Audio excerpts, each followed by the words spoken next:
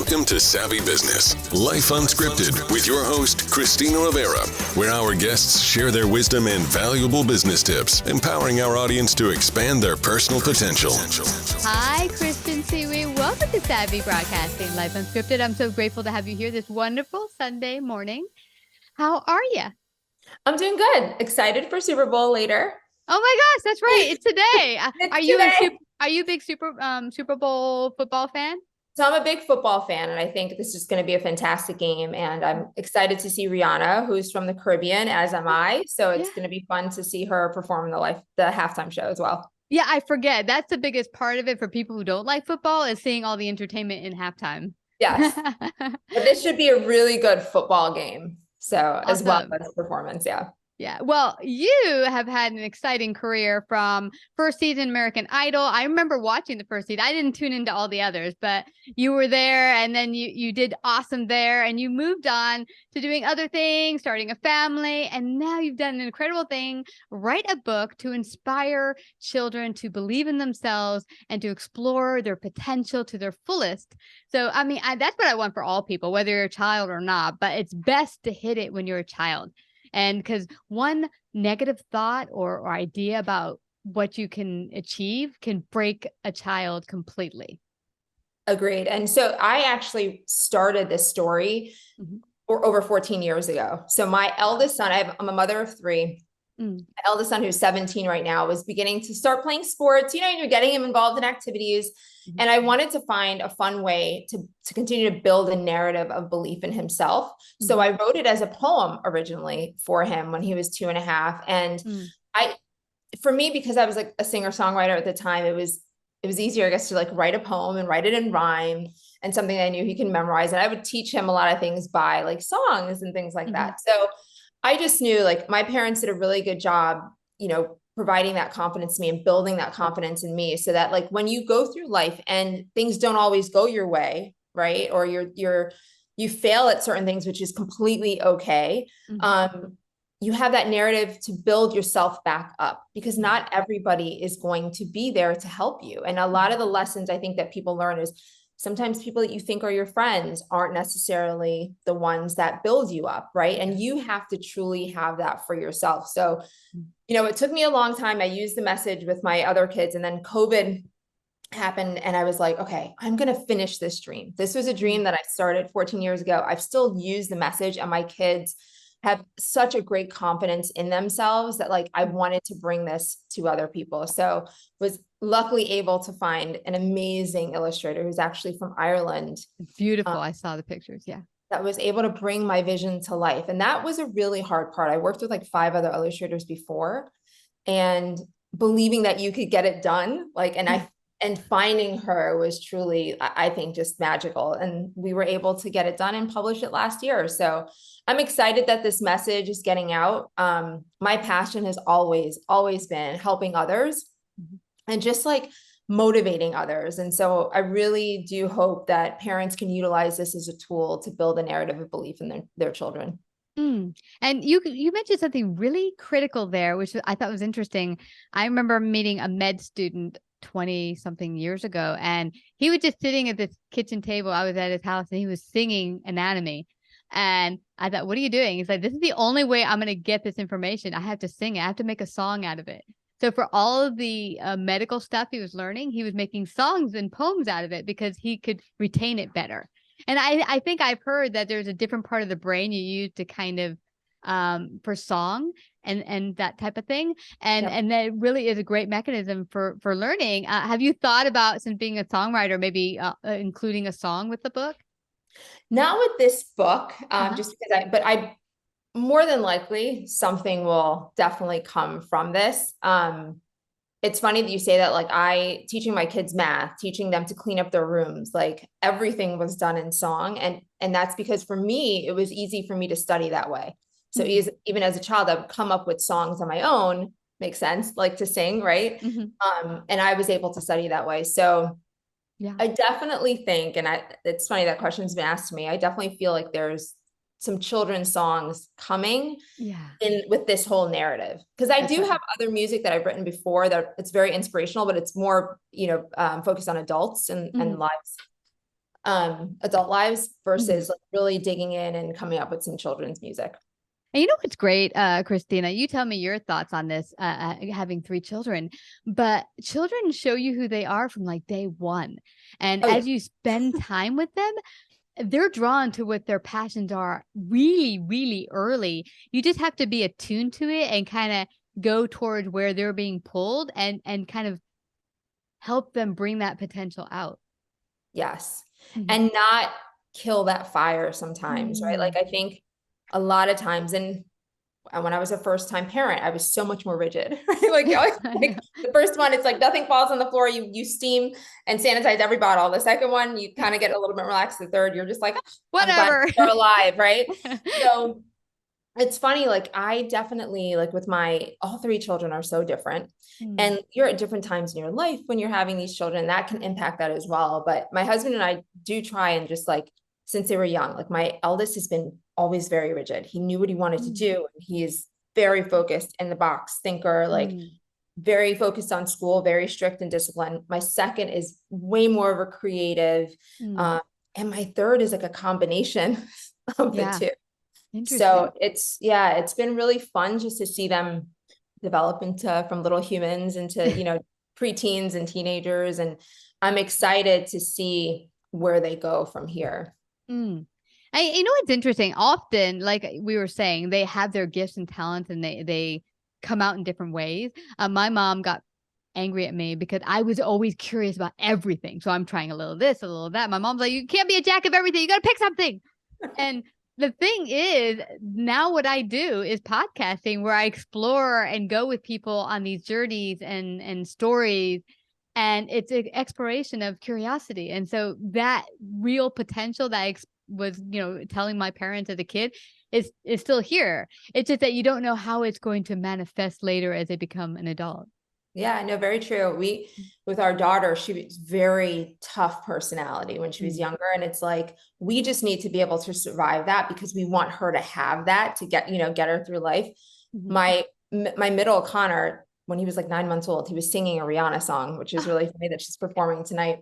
But we knew he was Mr. Creative. And it's like, okay, you have to do well enough in school, but we try not to be so strict on it because we understand like the creative expression is really important to him, right? So he's in band and he plays the piano and he plays the baritone sax and the alto sax, and allowing him that freedom to express. And then truly, like with my eldest, like he's very regimented and we have to go along with that, right? Because with that type of personality, he requires a different level of effort as a parent. So it's hard because I think as parents too, you're so scared, right? That you might teach them the wrong thing, or, you know, situations might be so tough. And I think for me, I think my parents being immigrants and coming here, and then like, they had to just do anything that it took to succeed, right? Their parents was like any and everything that we had to do, they had to do in order to succeed. And with me, it was like the same thing. Whatever, you can do anything that you want to do. You just have to work hard at it. And you like, whether you want to be a garbage man or, you know, or a doctor, you have to work hard at it and truly believe in yourself. Yeah. And I think that is so important because life can take you in so many different directions. And I say to my parents, like, thank God that they built that, because I took so many risks, right? A lot of kids are afraid to take risks young. You know, I was in college when American Idol happened. It was finance and sociology. So I was doing nothing for music and taking this big chance. Right. And why did I feel comfortable enough to take that chance at 21?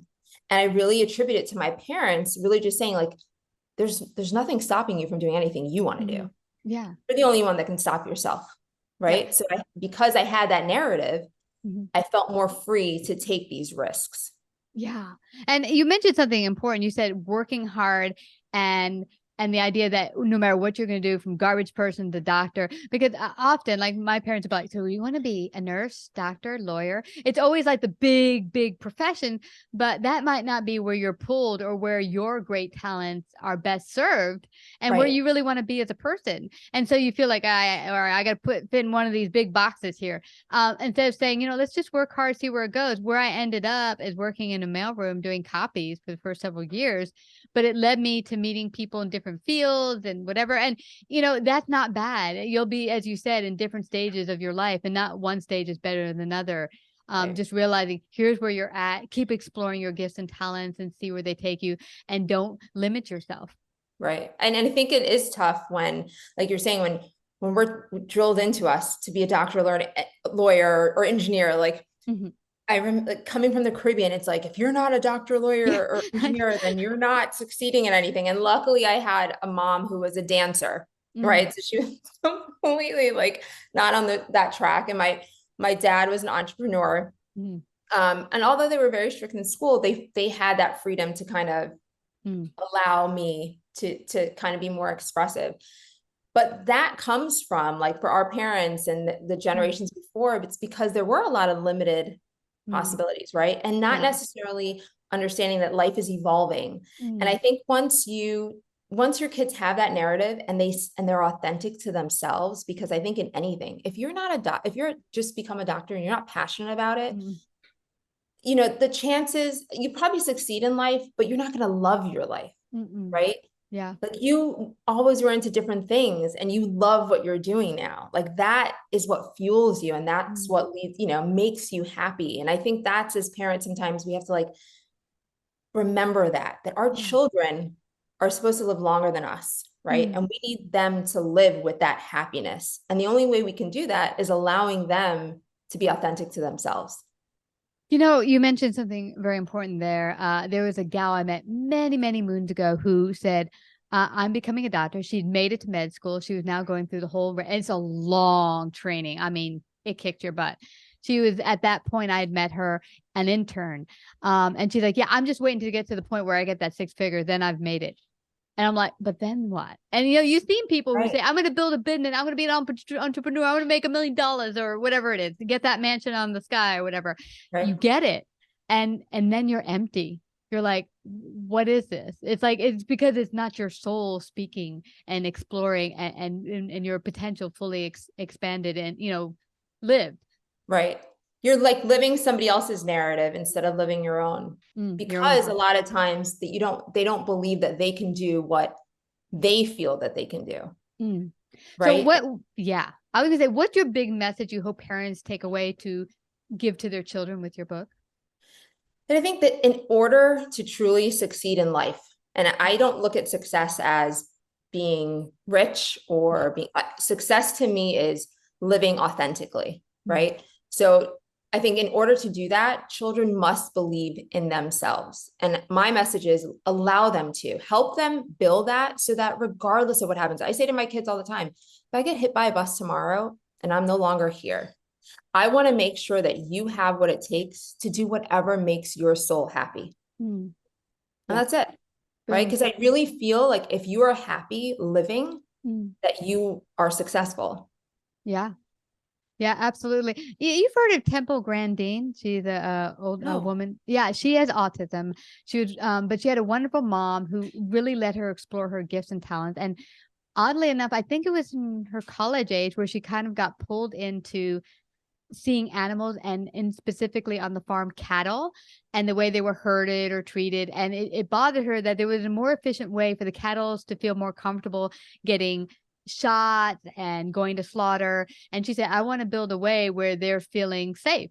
And that became her all-consuming passion. And her mom and parents backed her up, and that became her thing. She became I don't know what her degree is, but now she's a professor at Temple University.